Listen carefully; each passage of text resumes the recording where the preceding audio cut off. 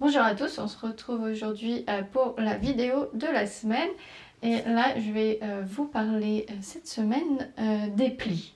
Donc on peut trouver tout type de plis, il y a des plis qui ont des noms un petit peu rigolos, il y a des plis religieux, il y a des plis gancés, il y a des plis cocottes, il y a des plis nervures, il y a des plis plats, des plis creux, des plis ronds. Bref, il y a toute une sorte de plis. Mais vous allez voir, c'est pas si compliqué que ça. Et puis, ça permet aussi d'apporter un petit peu de créativité à une pièce. On peut facilement créer des plis, modifier le patron de façon à créer des plis pour donner un peu de texture à un tissu. Notamment, je pense, bon, bien sûr, on pense aux jupes plissées, mais ajouter des petits plis sur une blouse. Alors certes, ça utilise un petit peu plus de tissu, mais ça peut donner du relief à la blouse et ça peut être sympa de rajouter des plis et de laisser libre cours à sa créativité. Donc aujourd'hui, je vais vous montrer un petit peu tout ça. Donc on va commencer par le pli, j'ai envie de dire, le pli le plus simple, c'est le pli plat. Donc un pli plat, ça va être simplement un pli comme ceci, qui va être répété. Donc des fois, on peut en avoir plusieurs et on peut le répéter comme ceci plusieurs fois. Donc pour réaliser un pli plat, ce qu'on va venir faire, c'est qu'on va venir marquer nos repères. Donc si j'ai un premier repère ici, je peux marquer le repère en bas de la... en bas en suivant bien soit le droit fil, soit au bord de son tissu, suivant ce qu'on veut faire. Et puis on va venir mettre un autre repère à 3 cm si on veut un pli de 3 cm. Donc la largeur du pli qu'on veut réaliser. Et puis, donc là, je suis là. Et ensuite, on va faire un troisième pli à 6 cm. Troisième repère à 6 cm.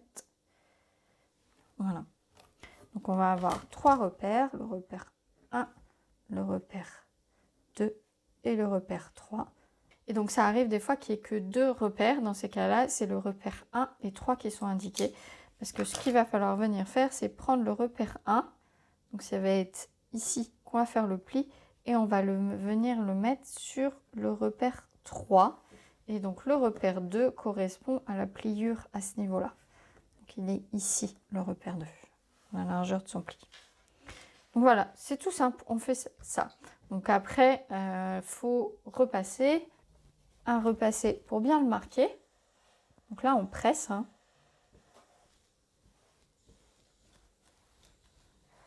On pré-presse l'ensemble.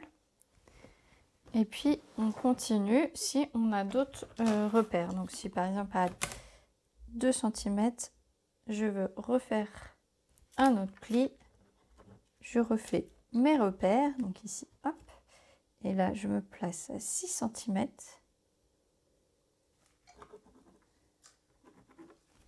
Donc là je prends mon premier repère que je viens superposer au second comme tout à l'heure.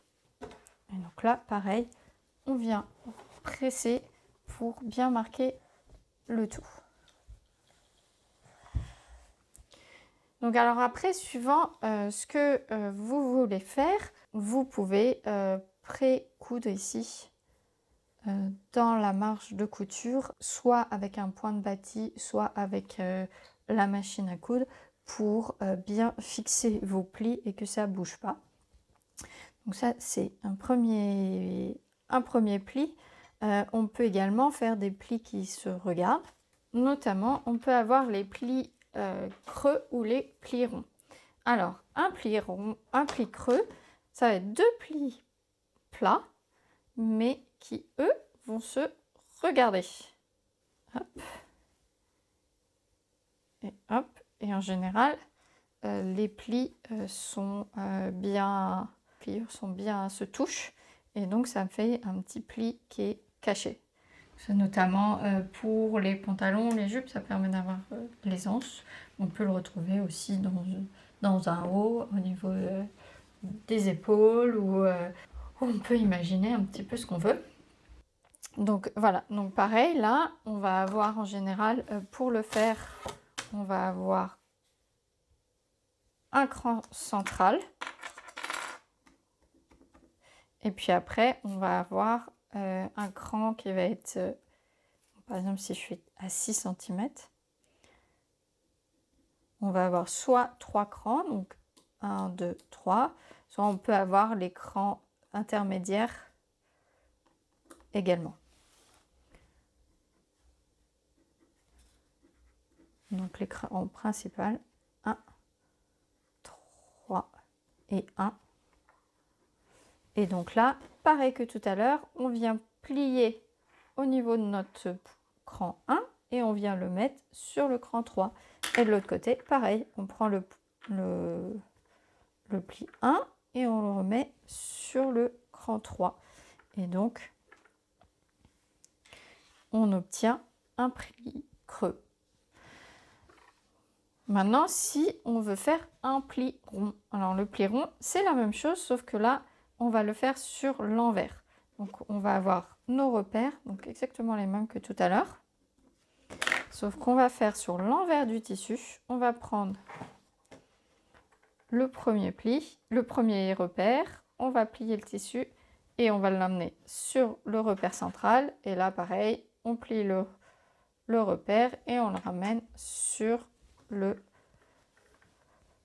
point central. Et quand on le fait sur l'envers, et ben on se retrouve avec un pli comme ceci. Et là, ça s'appelle un pli rond. Donc, c'est un pli creux fait sur l'envers. Il n'y a rien de plus compliqué. Donc ensuite, nos plis, soit on les laisse comme ceci, en cousant sur le dessus. On fait un repassage à température la plus élevée possible. Si vous avez peur que ça vienne marquer votre tissu, glacer le tissu, vous pouvez utiliser une pâte mouille. C'est-à-dire qu'on vient prendre un tissu, dans l'idéal un tissu blanc. Alors moi là j'ai un torchon. On vient le mouiller. Donc on vient le mouiller et ensuite on vient repasser avec ce torchon dessous. Ça permet d'augmenter un petit peu la température du fer et puis l'humidité va faire que ça va bien ancrer le pli dans le tissu et normalement malgré les lavages les plis devraient rester. C'est vrai que c'est embêtant si tous les plis se défont quand on lave notre vêtement. Donc là vous repassez bien, vous pressez bien jusqu'à ce que votre tissu soit sec. Et puis une fois que votre tissu est sec, vous le remouillez et puis vous le déplacez si vous n'avez pas tout repassé dans l'ensemble. Donc ça, c'est important de bien presser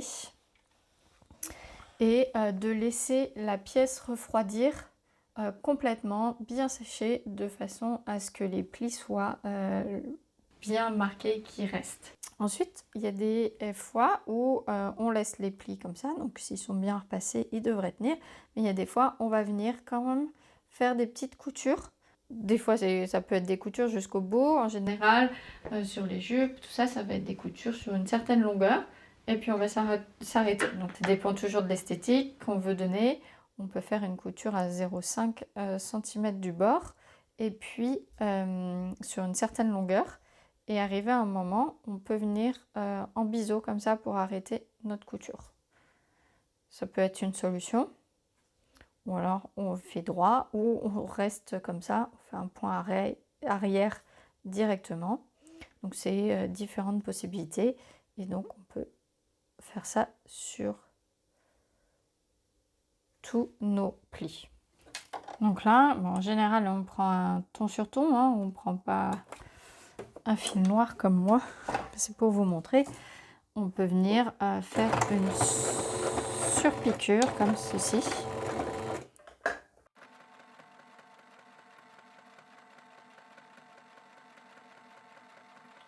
Et arriver à un certain point, venir faire une couture en biseau.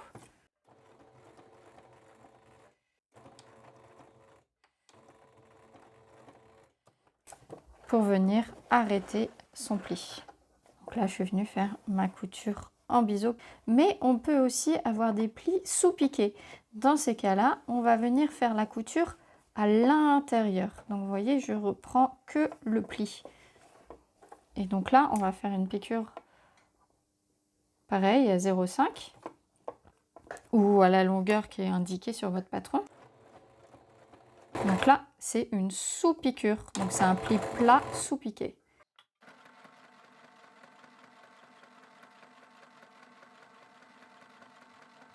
Pareil, on peut le faire sur toute la longueur ou simplement sur une partie.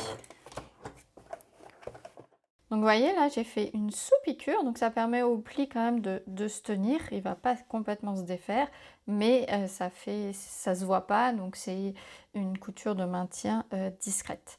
Donc alors contrairement à la surpiqûre qui elle est visible, mais c'est sûr qu'avec une surpiqûre ça tient bien, alors que la sous-piqûre, si elle est...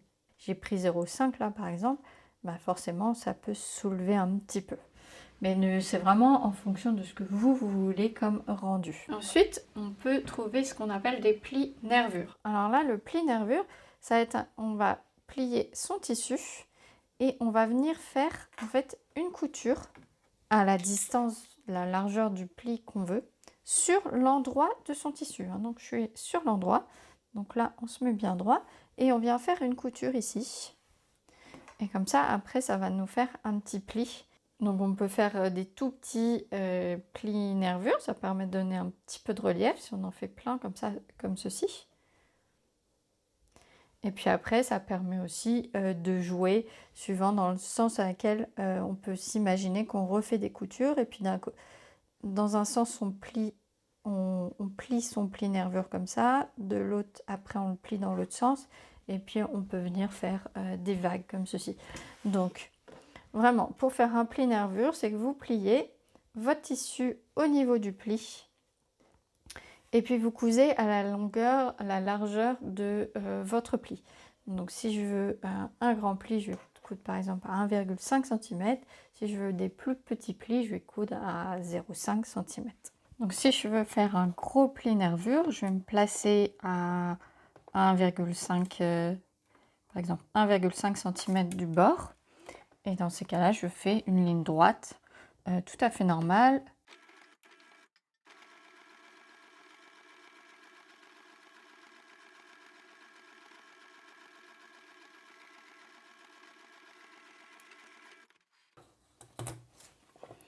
Voilà, et après je viendrai replier le pli du côté dont je souhaite. Mais par contre, on peut du coup faire des petites piqûres nervures qui, elles, vont être beaucoup plus fines. On peut se passer à quelques millimètres du bord. Et dans ces cas-là, ça va faire plutôt un aspect structurel sur le tissu. Ça va donner du volume. Et donc, c'est plus... c'est un tout autre aspect qui peut être aussi intéressant d'en faire tout plein pour donner un espèce de volume, de gaufret à son tissu. Donc, par exemple, là, je me place...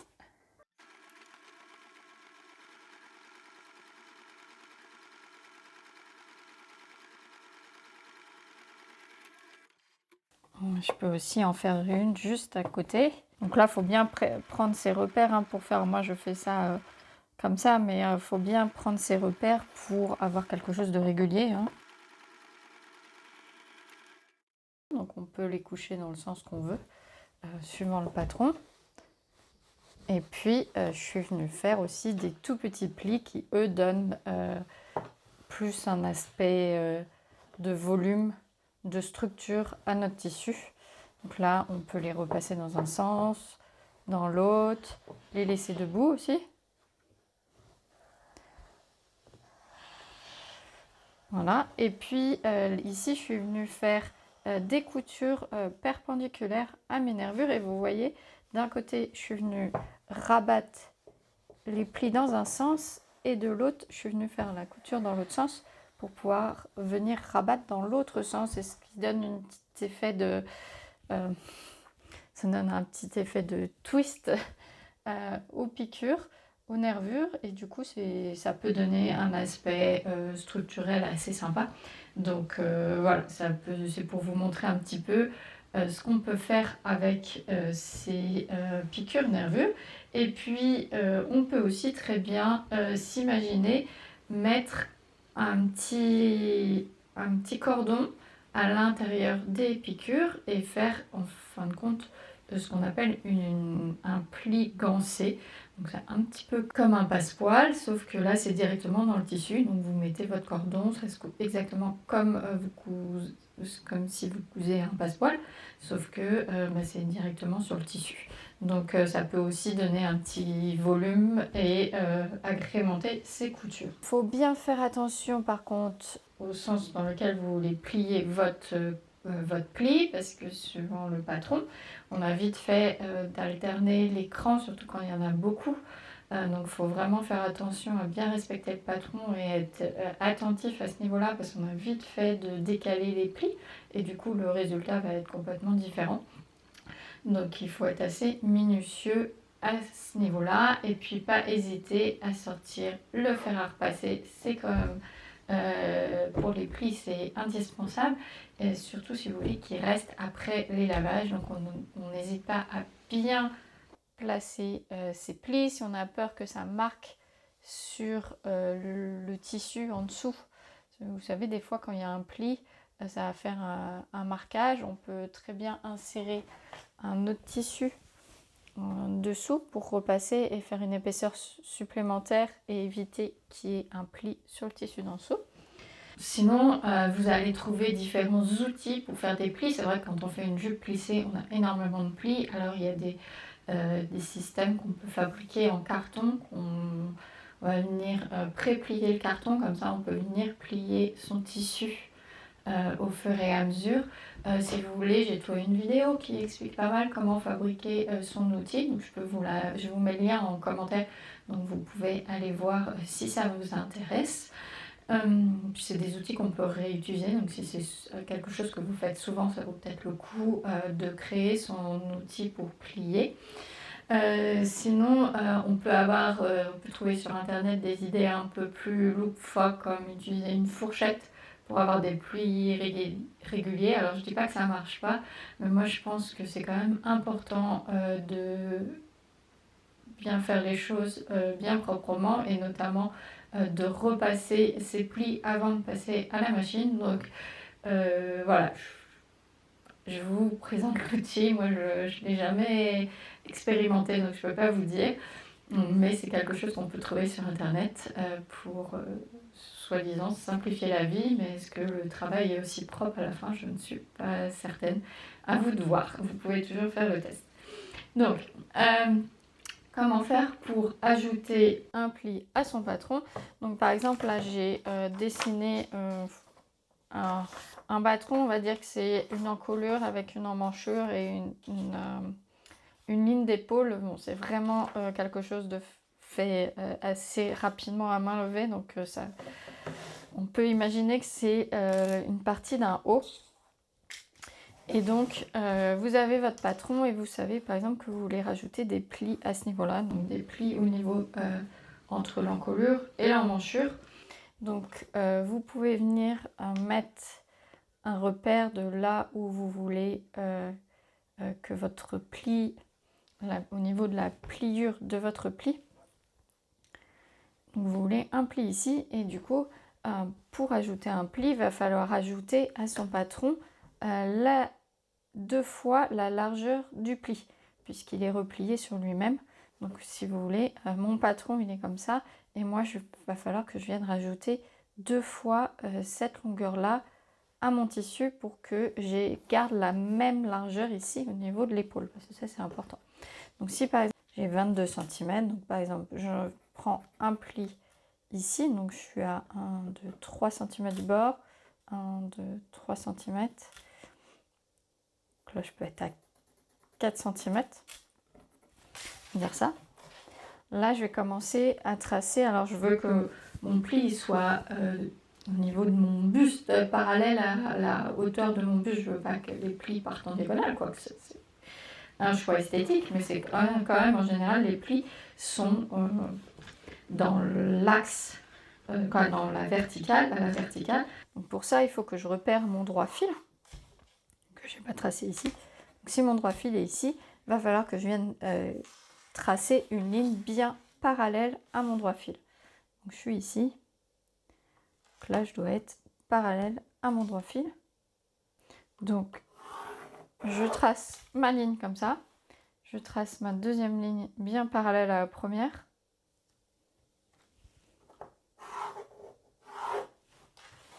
Voilà. Et je vais venir découper mon patron sur ces lignes-là pour pouvoir rajouter la largeur. Donc, je découpe le patron sur les lignes.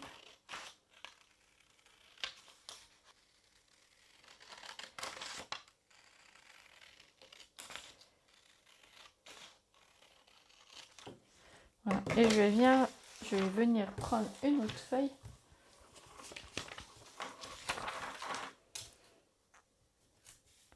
Je vais replacer mon patron.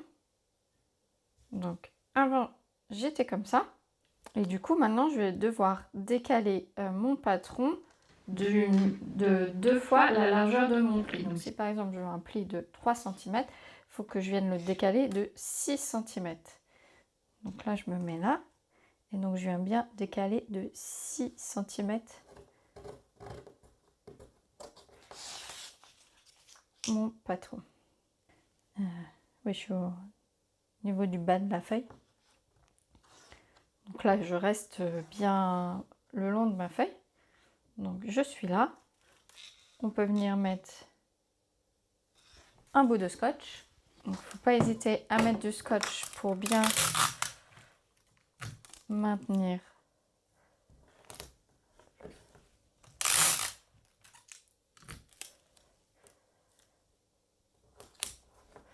le patron en place. Et là, il va falloir que je rajoute aussi mon patron. Donc pareil, je décale de 6 cm. Donc je suis là, je suis à 6. Et donc là, je viens déposer.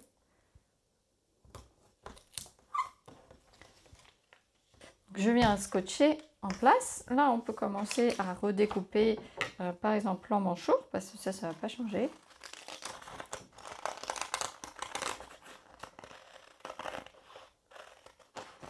Voilà. Mais par contre, à ce niveau-là, vous voyez, on est hop, on redescend, on remonte, on redescend. C'est pas top. Au niveau de la, on va pas venir couper comme ça. Ce qu'on va venir faire, c'est qu'on va venir faire nos plis avec notre papier. Comme ça, on aura exactement la forme de découpe qu'il faut. Là, je vais créer mes plis. Donc, je plie sur mon patron. Là aussi. Donc, je fais les pliures au niveau des pièces que j'ai de mon patron que j'ai découpé. Voilà. Et après, je peux venir racoler ma pièce. Donc, comme si je faisais mon pli. Donc si le pli il ressort, comme ça, pareil ici.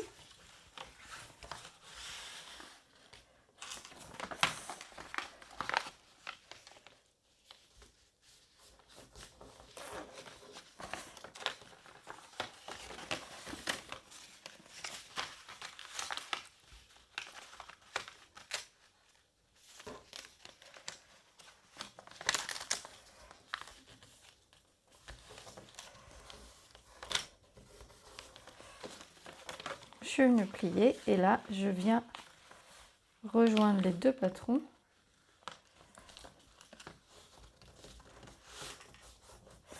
Et donc il faut bien plier ces plis dans le sens que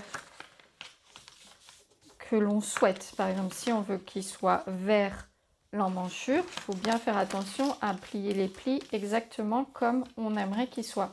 Et donc là, on retrouve la ligne de notre épaule. On peut venir la tracer. Et puis on peut même venir la découper. Donc quand on découpe, on se met bien à plat. Et on redécoupe le papier plié.